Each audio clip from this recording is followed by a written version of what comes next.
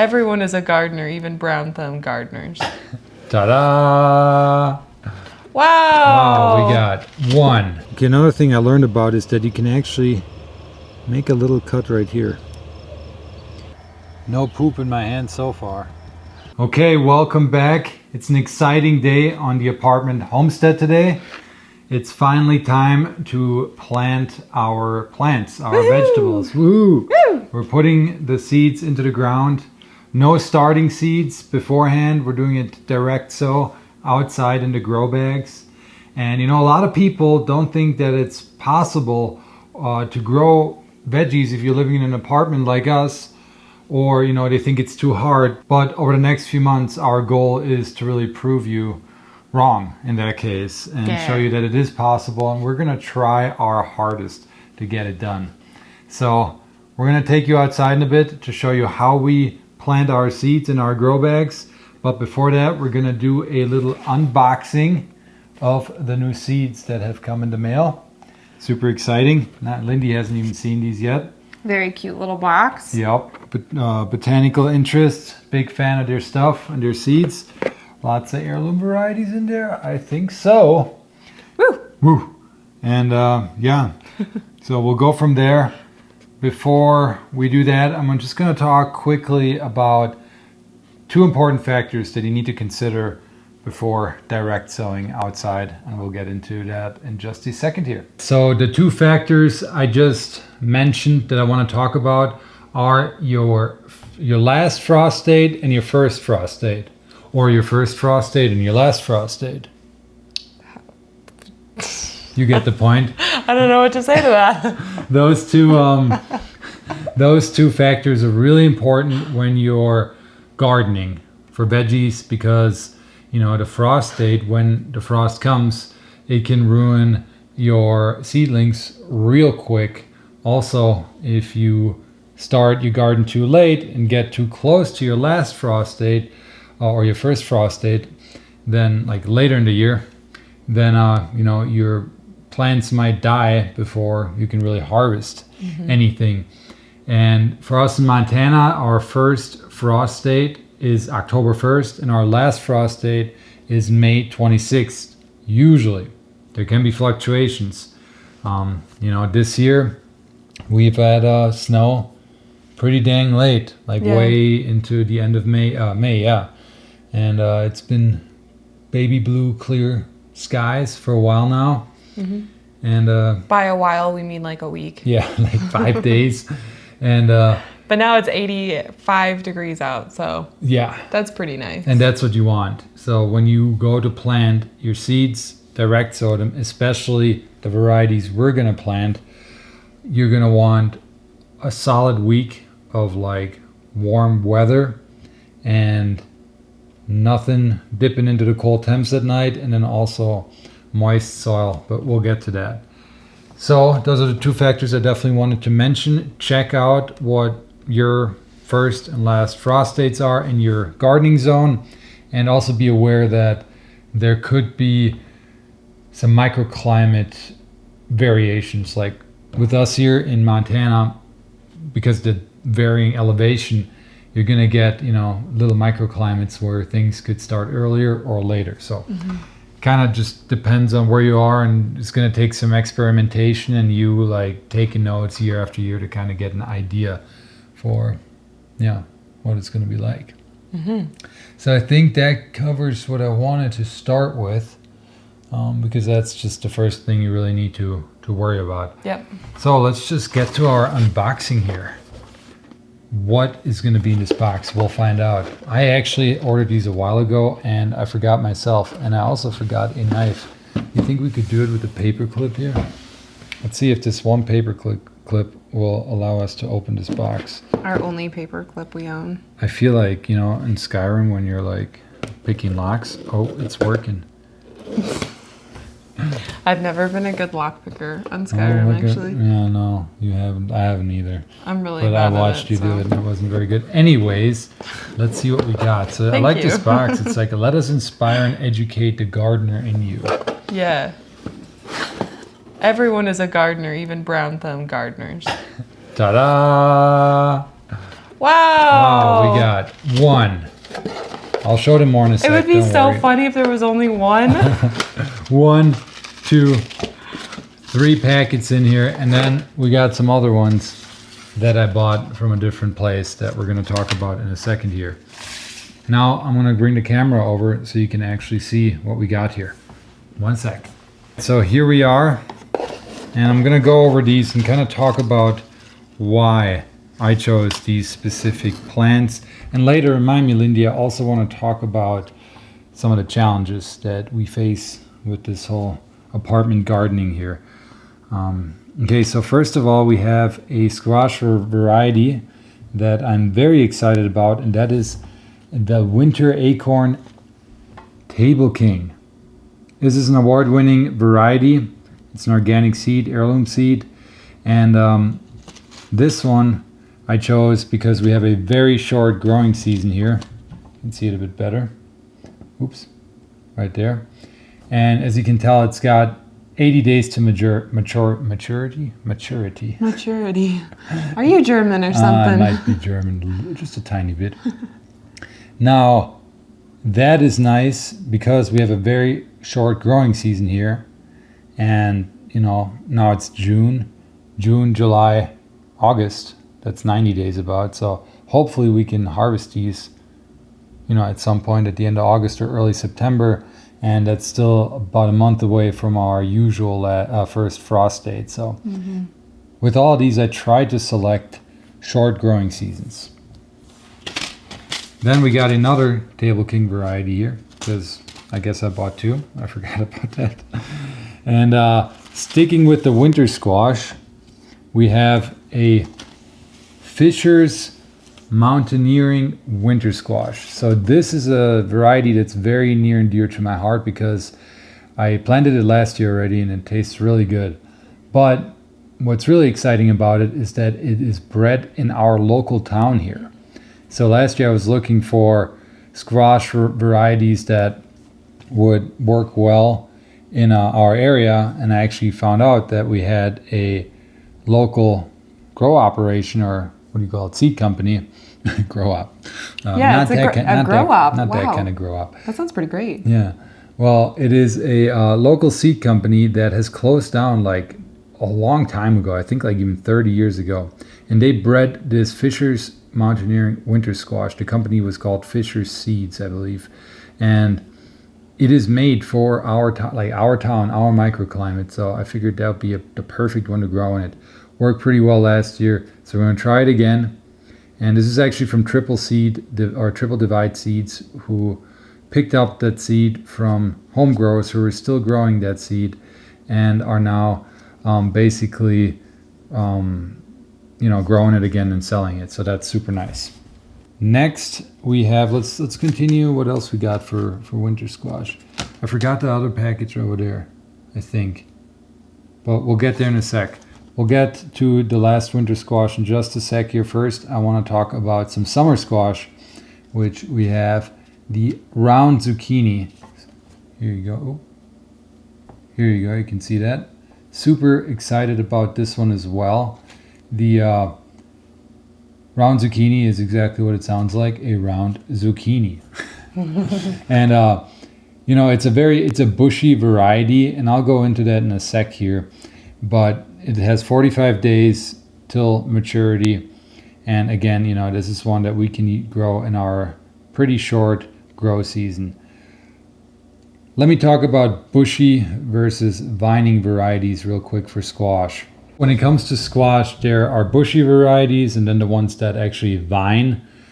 Usually summer squash is more bushy and winter squash is more of a vining plant, not a whining, like crying. They're so sad. Yeah, they're so sad. A vining plant.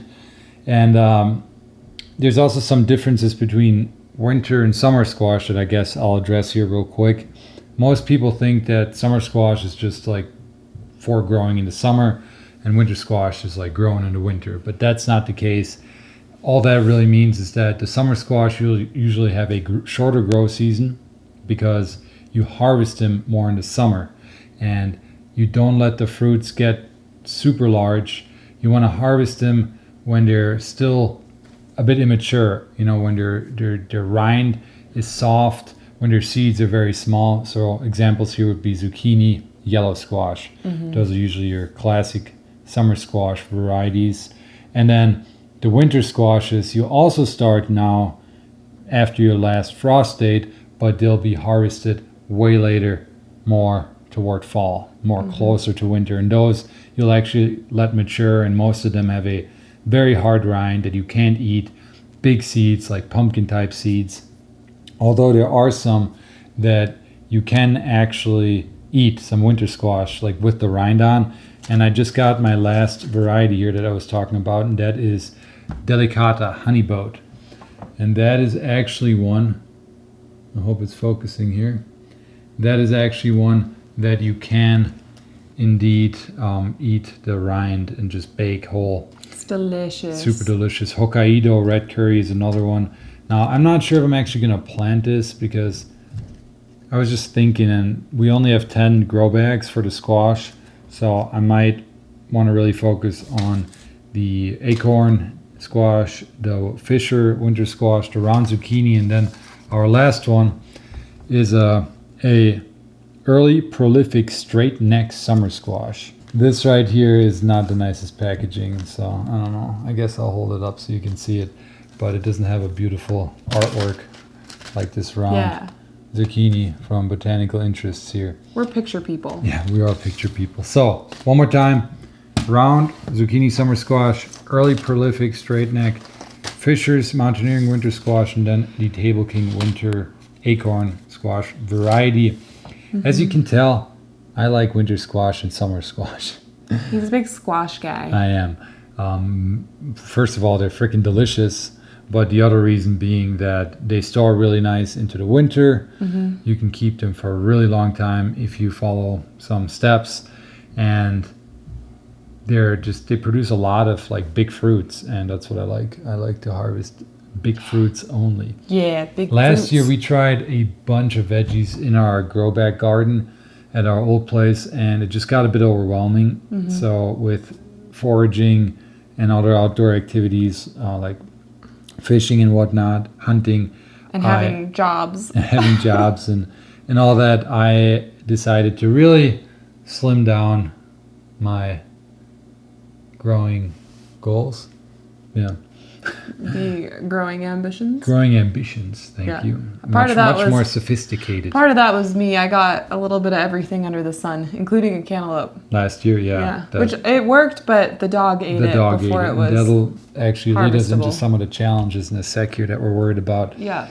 But I'm pretty excited. I mainly have grow bags. I'm gonna have grow bags that are squash, so it'll be a lot easier just to focus on one, get good at one, and go from there. Because I had my buddy from Nature's Always Right, the YouTube channel here in the podcast, Stephen Cornett. He made a great point that homesteaders tend to focus on way too many things. Yeah. You know, and then you get overwhelmed. Whereas you should really be focusing on a few things on your homestead and then barter, trade with others, you know, for the things you got. So yeah, the zucchini is always a favorite of mine because I mean, we always get so many of those. Last year we just crushed. We've never tried these varieties, so we'll see. Yeah. Right.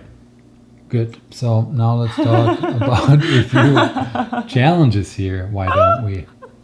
Oh, that's an awkward transition. Sorry. Okay, for the challenges, several challenges here at the apartment that we're a bit concerned about. One, we got grow bags, which is actually a great benefit to have in an apartment like this. But the grow bags have already been invaded. Yeah. If you've been following along on social media, and I think some of our other, I think we have it in another video already, we started talking about it, but we have a neighbor cat here, which we like. It's a great cat. Super friendly. Super friendly, but it lives outside for the most part, and it's been invading our grow bags with its poop. Yeah. It's been using it as...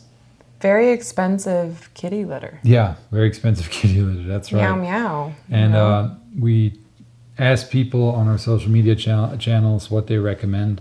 We do. We got a ton of answers. I should probably read some of them directly off the post, but just gonna go from memory here. It's just a lot of people said citrus peels they hate. They said put chicken wire on top of the bags, like build a dome or just a flat kind of like cover. What else did they say? There was cayenne pepper. Cayenne there pepper. was spraying with a hose. Spraying with a hose. There was toothpicks. Toothpicks, yeah, toothpicks or shish kebabs, wooden shish kebabs. You break them in half and you put those in the grow bags, and that'll keep the kitties from jumping in there because it's gonna poke them, and they don't like things on their paws. And beyond that, they talked about having like some ultrasound stuff, not ultrasound, hypersonic sound, something like that. Yeah, it's a frequency that only animals can hear. We thought about that one, but we do have a dog. Yeah. So it's nice not having him not want to be on our porch too. Right. So, yeah. Yeah, so we didn't go that route. And I need some water. What's the last thing I'm forgetting? There was another good one I thought that they recommended. I don't remember. Yeah. Anyways, we went with the citrus peel and toothpicks because that was the lowest budget option. And so far, I think it's worked, right? the citrus peels didn't work at all. At all, really? No. I did kind of like a half and half. So I went out, so I just had it. And I put a whole bunch of toothpicks in a bunch of the grow bags, like a lot of toothpicks in the grow bags. We used an entire container of toothpicks. Anyways, put those in, half of them, and then orange peels in half of them. And the ones with orange peels, the cat did not care at all. She jumped right up in there and started digging. Really? And she'd been in at least 2 of them since I'd put the orange peels in. Lindy's here during the day, so she's been seeing the cat a lot more than me. Darn kitty. But she hasn't gone in any of the ones that have toothpicks in them. She's completely stayed out of those. I don't think she's even tried. Like, you can see on the dirt if there's little footprints in it, and there's none on those ones. As we go do this now, we might find ourselves holding some poop on accident. Hopefully not. That would be SHITTY. Yeah. I'll let you spell that out. So that's challenge number 1. Beyond that, the grow bags, like I said, are nice, but they require usually a lot more watering. And the predictions are that we're going to have like a record hot summer or like a super hot summer this year. So I'm expecting we'll need to water a bit more on that front. We'll see about that. And what other challenges? There were a few things I had. Well, we've got little neighbor kids too, so we're hoping they don't come and pick all of our fruits. Last year, the doggo Waffles, he ended up picking our melons off the plant. We're so psyched about the melon.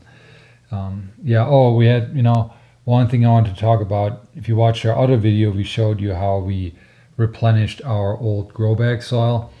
Now, the big no-no there is if you had soil-borne diseases like certain fungi or insects that overwintered in the soil, you really want to start over. We didn't see anything last year, but that doesn't mean that some sort of soil-borne pest got in there. So hopefully we're not hit with some weird pest along the way from the soil that we've replenished now. But that's a risk, I guess, you got to take. It's pretty expensive to get soil, so replenishing it how we did in that other video was definitely a good low budget solution. Yeah. And then beyond that, I think if we can keep pets and little kids out of there, I think we should be pretty set. I think absolute worst case scenario, we've still got a cow panel that we can put in front. It's just not going to be pretty. Right. Now we are starting in June. Usually we had started at the end, like 2 weeks earlier last year, I think. So I don't think we're going to have issues getting like hit with snow early. Knock on wood. Never know in Montana, but that could be a thing that like we're just producing a lot of fruit here, at least with the winter squash, and then get hit by some snow. And I guess there'll be 1 week this summer where we are out. And we don't really know who's going to water our plants yet, but we'll figure it out. TBD. Yeah. So let's get outside here and show you guys how we're going to plant these seeds and kind of what the grow bag situation looks like. Yeah. So here you can see the little toothpicks we used.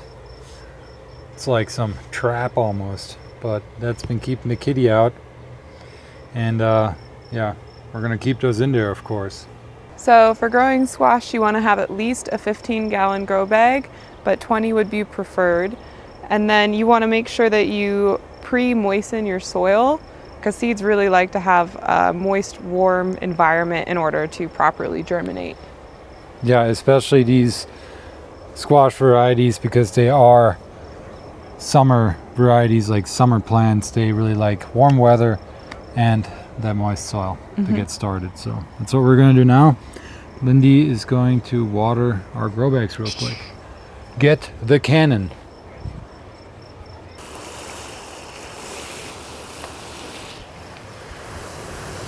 So why are we direct sowing, and why didn't we start them earlier inside? Well, for squash, for one, they really like to be direct sown. You can start them in seeds, but they don't do well with transplanting. They get shocked and they just don't like it when you really mess with their roots. And they grow pretty long roots. So if you're going to start them in little cells and then have to transplant them, it can really slow down their growth process, which we're not trying to do. So direct sowing is kind of the way to go. It's how I've always done it with squash. And then from there, you know, they tend to germinate a lot faster. So that's what we're going to do now. Okay, we're going to start with our Table King here, our acorn squash variety. It tells me in the bag seed depth is 1/2 inch to 1 inch. And if you were to grow these outside, like in a bed, you want 2 to 3 seeds per mound and 3 to 4 feet of space in between. I'm going to do probably 3 seeds at least. For one, you don't know what's going to happen. Is the cat going to come after all, going to disturb one? Is some other pest going to come? Or maybe some just don't germinate. So you always want to start with more and then thin them out to one plant once those true leaves appear. So we're going to start here with this one and get 3 seeds out. Beautiful seeds. I hope you guys can see that over there. Now I'm gonna just remove some of these spikes because I'm gonna plant these in the middle. And I want to talk quickly about the squash seed itself. Okay, so I've been doing some research because I used to only just, you know, make a hole and pop my squash seed in there. But now I've learned that actually the pointy side of the squash seeds is where the roots come out, and the top is kind of where the plant comes out. So ideally you plant these pointy side down like this, or you plant them like this on its side, but not flat. Now you can grow flat like this and it's still gonna work. Like I said, I never really paid too much attention to it in the past, but I've learned now from a few forums I've been reading in that this can lead to roots growing horizontal, and then you might have to cover them up later. And again, the squash don't really want their roots to be messed with. Also, if you have really clayey, loamy soil, if you plant them on flat like this, they might not really get going. They might just not work out well. So we're gonna do them pointy side down, or again, underside like this. Okay, another thing I learned about is that you can actually make a little cut right here. And this is gonna allow water to come into the seed quicker, and then allow it to just get water in there faster and allow it to germinate much faster than if you just plant the seed normally. Now, I don't know about this yet. I also feel like I'm cutting something off when I'm doing this, like something the seed might need, but I'm gonna try a few to just see if this works. I'm gonna mark the grow bags where I did this in, or maybe I'll just do it in one to just kind of keep track of it. All right, let's get started. So I am just going to make 3 holes here, about 1 inch deep. 2, 3. And then we are going to put this one in pointy side down. This one also pointy side down. And then this one is the one that I just cut. So I kind of cut the pointy side off, but I'm going to put it pointy side down again too. And cover it up. And that is basically it. So we're going to do this with all our grow bags. So don't forget, very important, label what you planted where. So here in this grow bag we have acorn. I'm going to take some of the Fisher's winter squash, plant some of that over here. Hopefully you don't have birds coming in too. Yeah. That would kind of suck. That would super suck. Make sure you put your toothpicks back. No poop in my hand so far. No cat poop. None but your own. We don't fertilize with human waste here. Or Too do many we? microplastics. So we didn't have quite enough pots for some peppers and tomatoes that we were gifted. So I'm gonna split the difference. I've got some herbs growing in both of these right now. This one is mint, this one is purple basil. So I'm just gonna plant a tomato plant where the basil and stuff isn't growing. I've got some tiny baby starts going on in here. I just did kind of like a 5 plant ring around just to see what would grow and what wouldn't. So we'll share the pots there, and then we'll put 2 in the 15-gallon grow bags and hopefully be able to grow some plants. What are you smelling? I'm just making sure I like the way they smell. That's Very the thing. are they fragrant? Yeah, right, fragrant? Fragrant? Fragrant? Fragrant. German probs. I got my handy dandy spoon because I can't find a shovel. Try not to cover my little baby starts. There's one. The other nice thing about tomatoes is you can, if you have a day where it's really cold, if you don't want to bring it inside, you can cover it with a plastic bag outside. As long as it doesn't drop below like freezing levels, it should be pretty good for it not to freeze. You know what I'm saying? The squash all in the bags went pretty smooth and quickly. I was, worried that they would fight back a lot more. Those squash plants. Or seeds, I should say. I know I'm super funny. Lindy thinks I'm like the funniest. Not at all. He's got a German sense of humor. I was gonna just quickly talk about the growing conditions that are needed for the squash. So ideally, since it is such a summer plant, they really like full sun. So we chose this apartment specifically, partially, a big part of it. Partially, specifically. Because it's got a south-facing patio, which means this area is going to get hammered with sun for most of the day. And actually, we're looking at another apartment, but it was also nice. It had a bigger garden space, but it was just, on like I think it was the east side or something, and there's just houses in front. There was just no sunlight, so that's not good. Beyond that, these squash plants like to have 1 to 2 inches of water per week. Now, being in grow bags, they do dry out a lot quicker, so that might have to be more. And I also recently learned that squash actually need more water earlier in the season to start growing those fruits, because that's very intensive. Also, to grow those fruits, they need a lot of nutrients, which is why you kind of want to pack this full of compost and organic fertilizer, which we did, especially the organic fertilizer. But anyway, about the water, as you progress in the season and those fruits have been developed, you can actually cut back on the water a little bit, and that supposedly produces sweeter fruit, like tastier fruit, tastier squash. So that's something to try out this year maybe, but we'll see. We're just gonna water when we think is the right time. But I do think last year, we could have maybe done a bit better on that. Last year, I also think we didn't have the same sunlight as this year. We definitely got a good amount of squash, but you know, not all of them turned out too well.